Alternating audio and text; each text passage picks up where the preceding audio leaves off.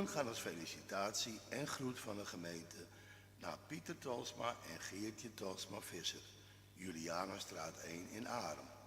Zij mogen vandaag hun 25-jarig huwelijksjubileum vieren. Onze voorganger is vandaag dominee Marco Roepers. Lector is René Miesink en onze organist is Benzo Roon. De eerste collecte is bestemd voor de diaconie en de tweede is voor de kerk. Op donderdag 20 november aanstaande is de gemeenteavond voor Agro-Hits. Wie nog geen agenda heeft, kan die straks bij Sjalk in de boeken krijgen. Ons invalslied is Psalm 75, vers 1 en 2. We zingen dit in die molen staande. Na de dienst staat zoals gebruikelijk de koffie klaar. En dan wensen we u een gezegende dienst.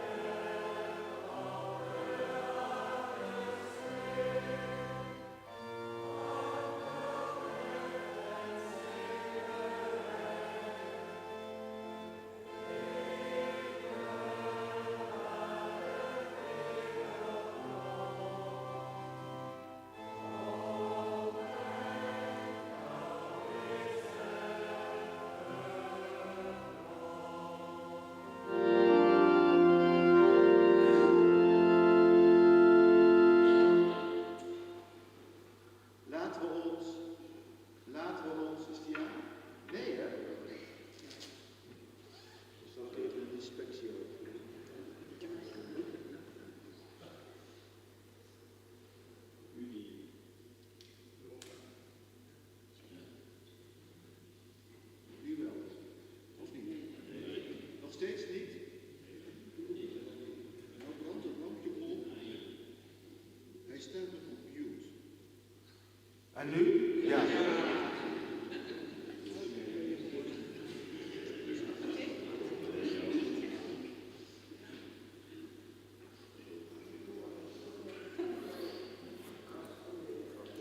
Nou, dat waren eenvoudige op te lossen als dit keer. Laten we een ogenblik stil worden voor God, onze Heer.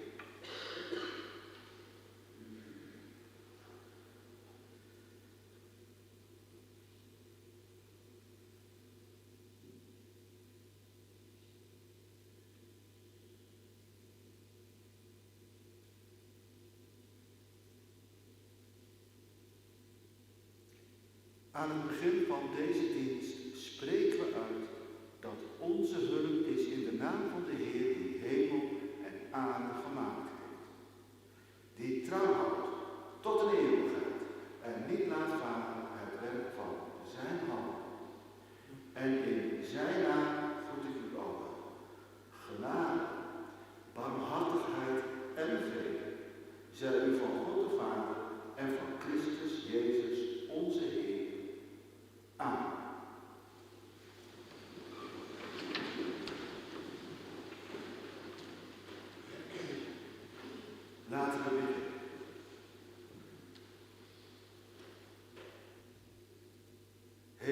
Vader, we zijn hier bij elkaar om een kerkdienst te houden.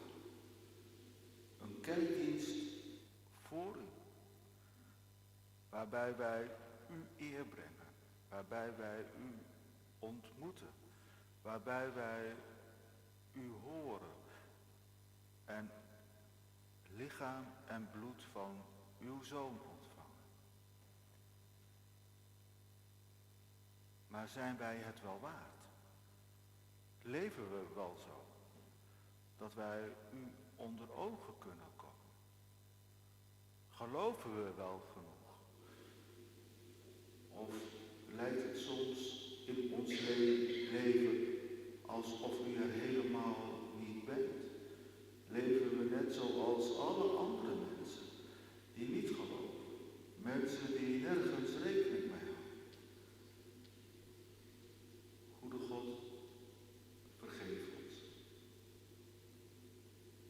Maak ons tot nieuwe mensen. Mensen van u. Mensen die voor u kunnen verschijnen. Want dat kan alleen door uw genade, uw barmhartigheid. Maak ons weer tot nieuwe mensen. Mensen die opnieuw met u beginnen. In dit leven. Dat vragen wij u in Jezus' naam. Amen. Laten we God aanroepen vanuit de nood van de wereld. Zingen Kyrie eleison.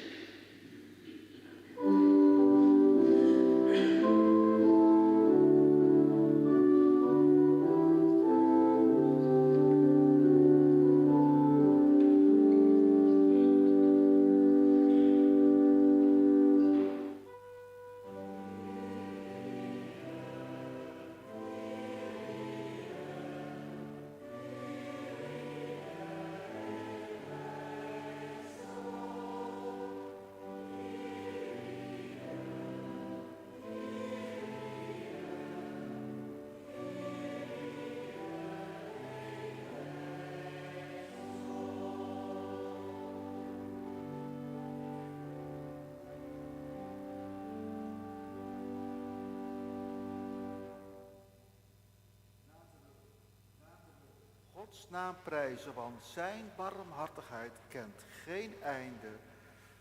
We zingen Gloria in excelsis Deo.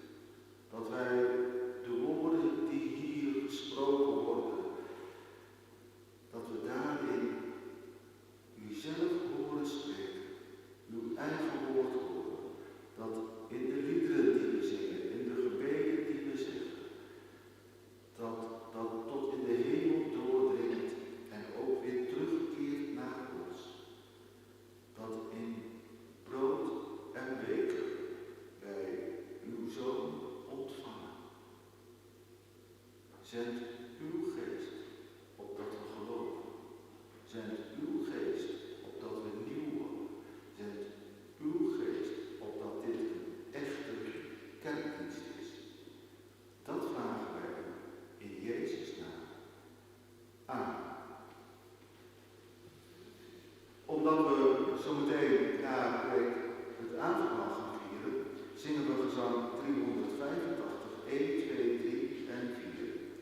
De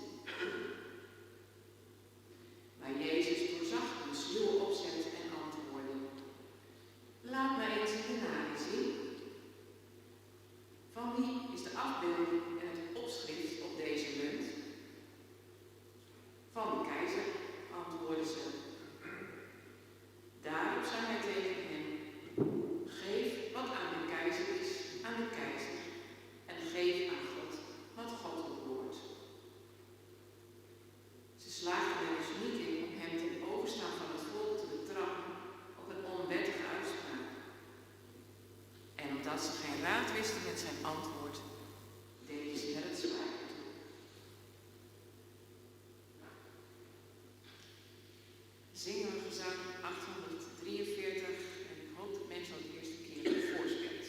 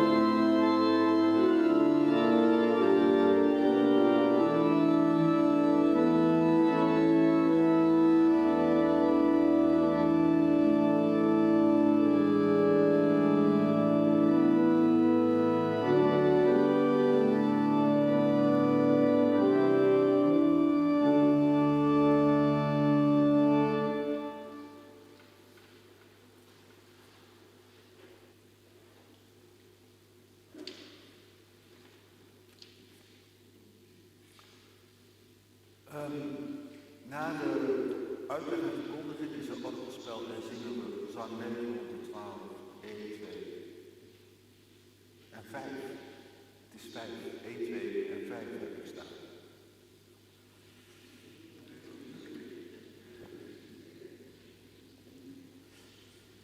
Gemeente van onze Heer Jezus Christus. Hoe zou Jezus zich nu redden uit de list die zijn tegenstanders hebben bedacht? Want ze hebben het gewoon heel slim opgezet. Ze sturen een paar aanhangers die net doen of ze echt geïnteresseerd zijn in de leer van Jezus. En ze vragen aan hem of je als wetsgetrouwe Jood wel belasting kan betalen aan de Romeinse keizer. Want kun je dat wel maken als je de Joodse godsdienst serieus neemt? Het is een heilig rijk met een keizer die zichzelf als Godheid ziet. Als je belasting betaalt, dan red je eigenlijk mee aan je cultus. Bovendien onderdrukken ze ook het Joodse volk. En wat antwoordt Jezus? Hij vraagt om de naam, Romeinse Jood. Laat maar zien. Kijk. Zo zag het eruit.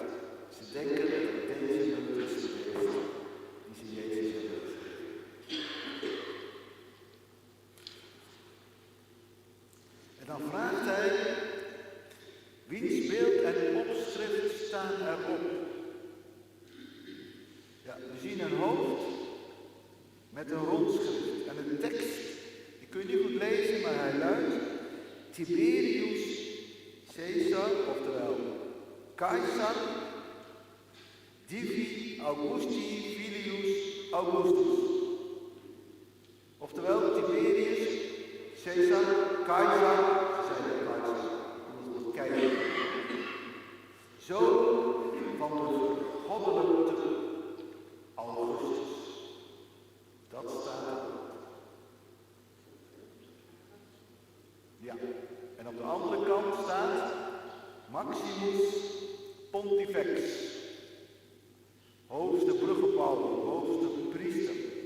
En dat beeld van die vrouw, dat is de moeder, Livia. De moeder van Tiberius, de keizer. Die zit er als een soort Venus, zit ze daar.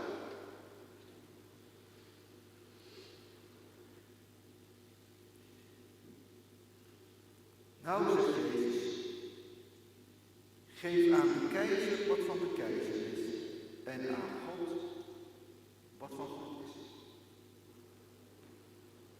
Nou, wat van de keizer is zo duidelijk. Dat is de munt met dit beeld.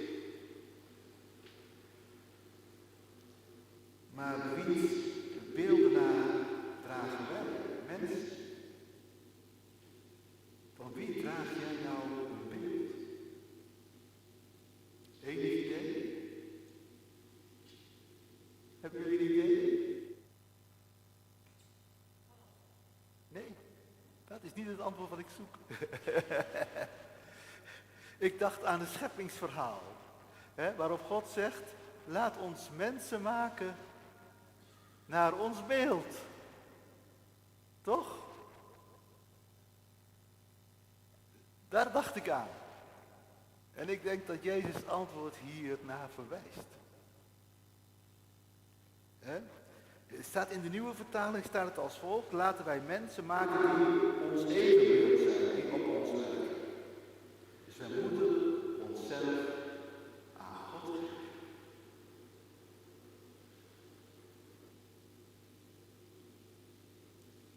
Ik vind dat een briljant antwoord van Jezus. Het is ontzettend knap hoe hij zich uit deze valstrik weet te redden.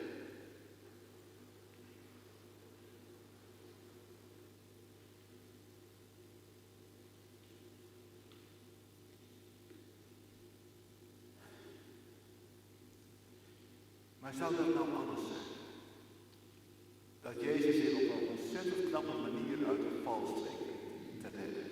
Zou dat nou alles zijn wat er hierin zit? Of zou er meer in zitten? Ik denk al wel. Ik denk dat er meer in zit. Het gaat er niet alleen om hoe Jezus zijn tegenstanders stil weet te krijgen. Geef aan de keizer wat van de keizer is. Zou dat meer betekenen dan betaalbaar gewoon belasting? Is dat een kern van wat Jezus zegt? Betaalbaar gewoon belasting.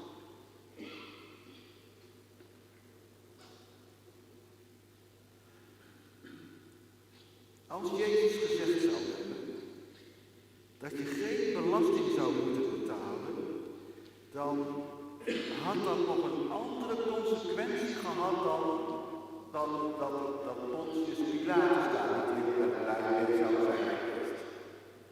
Het heeft nog een andere consequentie dan alleen dat. Pontius Pilatus tegen de haven is nooit verstandig. Want die man die breng je bij je minste of geringste klacht en mensen op.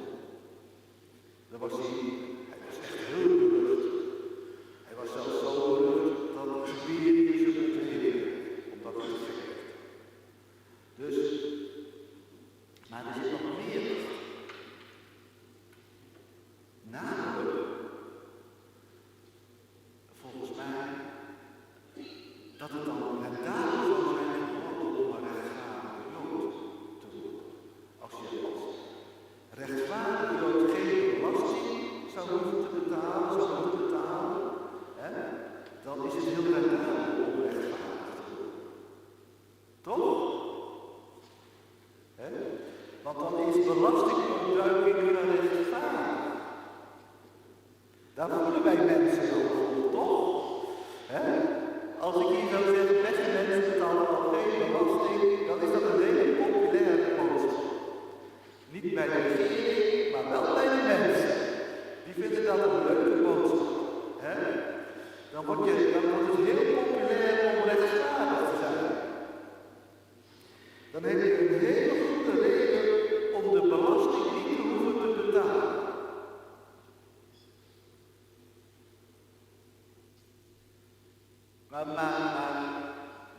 Maar ben je dan wel echt rechtvaardig? Ben je dan wel echt rechtvaardig? Ben je dan wel echt een wetsgetrouw iemand?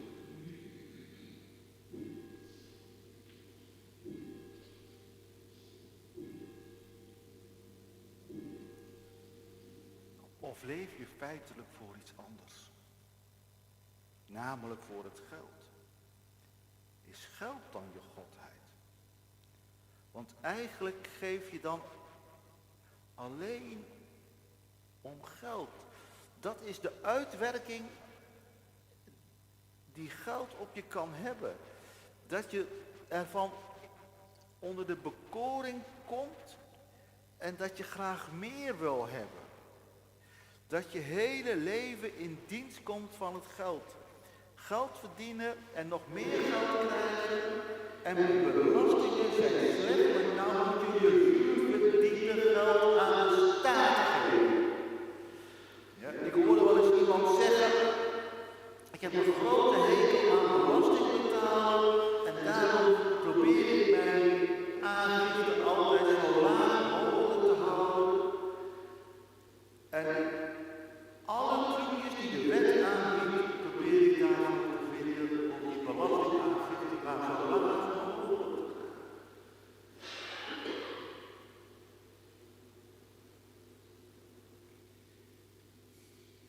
Soms heeft geld ook de uitwerking dat wij denken, ik betrap mezelf ook, dat we denken dat alle problemen met geld zijn op te lossen. Soms denken we dat. Onbewust denken we dat gewoon. Hongersnood is dat. Hoe lossen we dat op? Geld naartoe.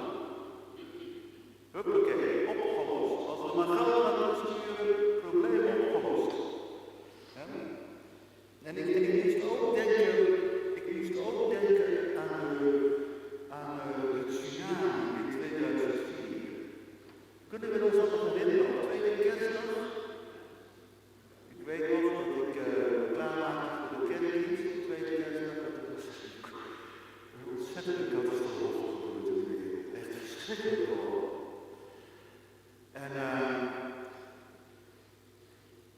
En toen is er heel veel geld opgestaan. Heel veel. Want toen gaven we erop. Toen kon het ons nog wat schelen wat er in de wereld gebeurde. Ik denk dat dat al losgenomen is. Die betrokkenheid op de dingen die in de wereld gebeuren. Of niet?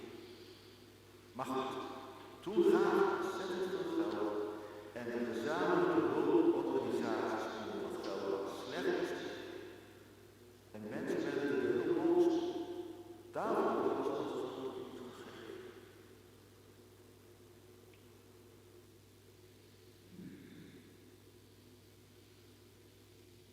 Ze werden er heel boos. Want we dachten dat het met geld gewoon allemaal weer op te lossen was. En natuurlijk is zoiets niet met alleen geld op te lossen. Natuurlijk kun je in zo'n woest land al dat geld niet onmiddellijk besteden. Natuurlijk kan dat.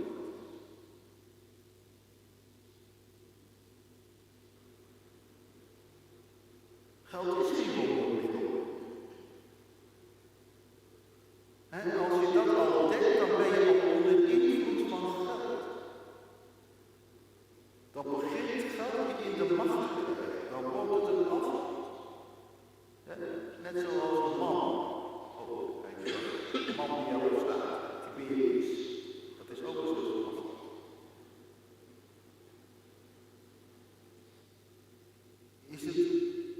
Is goud voor ons een soort afval? Is goud voor ons een afval? Vinden we geld eigenlijk ook heel belangrijk en leven we voor het geld?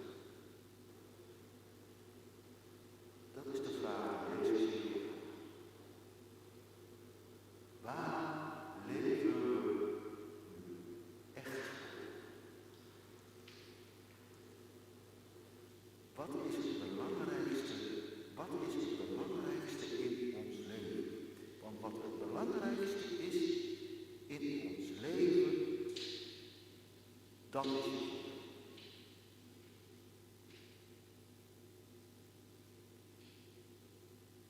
Naar mijn idee betekent geef aan de keizer wat van de keizer is en geef aan God wat van God is. Hecht niet zoveel waarde aan geld. Maar zet je in om je leven aan God te geven. Maak je minder druk waar je geld naartoe gaat, maar ben bezig met God en het koninkrijk. Je geld is niet het belangrijkste. Dat is het niet. Jijzelf, jij bent het belangrijkste. Je leven, dat is het belangrijkste.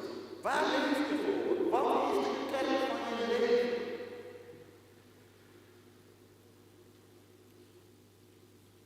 Wat hier gebeurt in dit verhaal, dat bevat ook al een schaduw van de steeds verder toenemende spanningen tussen Jezus en het religieuze gezag in Jeruzalem. Hier proberen ze Jezus te pakken op zijn woorden. Ze willen hem uit de tent lokken, zodat het militaire gezag hem op gaat pakken. In feite werd het kruis hier al zijn schaduw voor. Het kruis waaraan Jezus zijn leven geeft. Hij geeft zijn leven voor God. In zijn kruisdood betekent geld helemaal niks meer. Het gaat om leven en dood. En Jezus zal opstaan om nieuw leven te schenken aan de mensen die daarin geloven. En dat leven, dat kunnen we ontvangen. Vanochtend in brood en beker. Dat we echt gaan leven. Niet onder de macht van het geld, maar in de macht van het koninkrijk. Waar God de allerbeheersende factor is. Het koninkrijk draait niet om geld. Het koninkrijk draait om de liefde van God. En om de vergeving die wij ontvangen. Om de barmhartigheid van God. Wat hij ons geeft. Dat wij weer onder de bekoring komen van het geld. Wat alomtegenwoordig is in onze maatschappij. 2000 jaar geleden al in het Romeinse Rijk. En het is niet minder geworden. Het is nog veel erger geworden. Het is zo erg. Overal is geld. Overal. We begrijpen ons alleen maar ons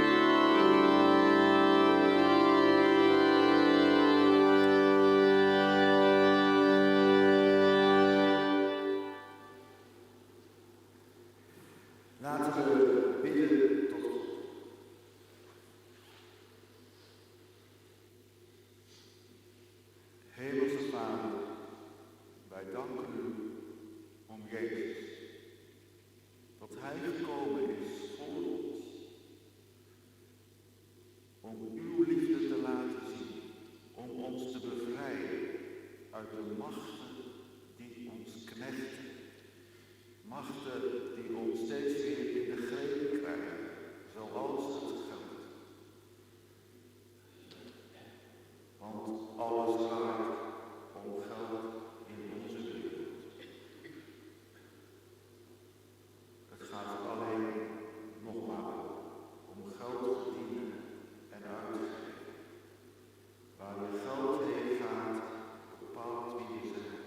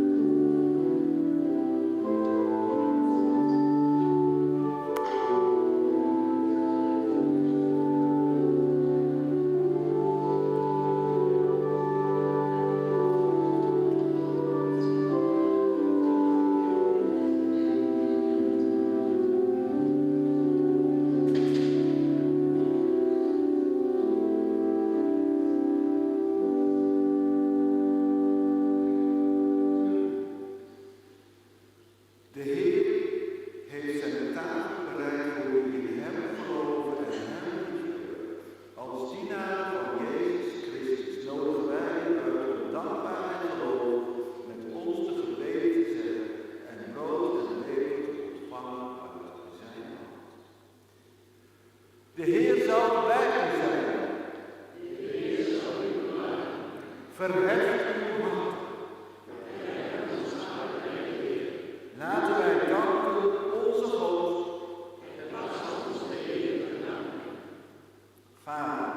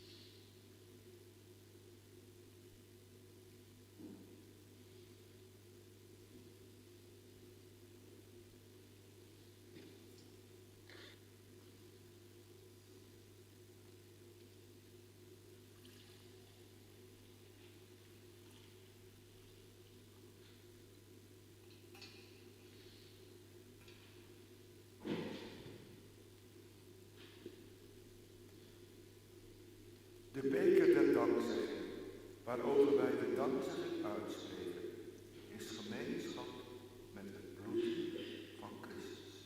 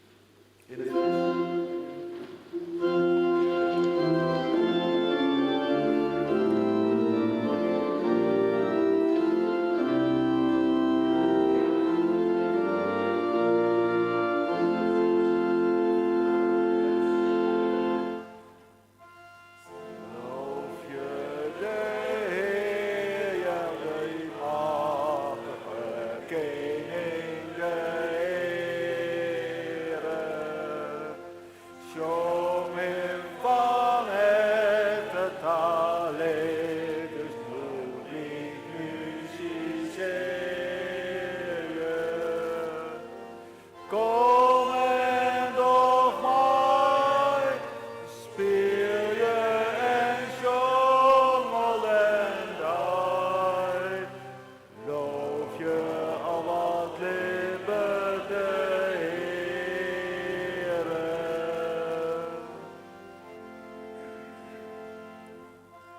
Loof